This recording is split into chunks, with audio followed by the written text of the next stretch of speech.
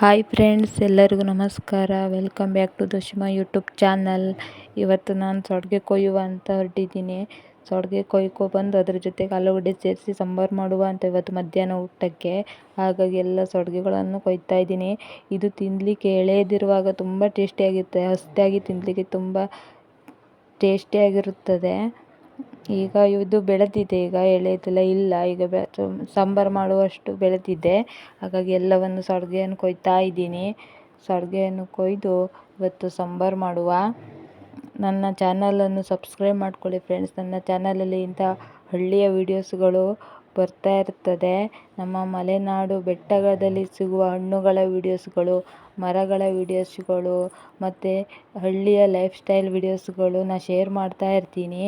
ಇನ್ನು ಮುಂದೆ ಒಳ್ಳೊಳ್ಳೆ ವೀಡಿಯೋಸ್ಗಳು ಬರ್ತಾ ಇರ್ತದೆ. ಹಾಗಾಗಿ ನನ್ನ ಚಾನಲನ್ನು ಸಬ್ಸ್ಕ್ರೈಬ್ ಮಾಡಿಕೊಂಡು ನೋಡಿ ಫ್ರೆಂಡ್ಸ್.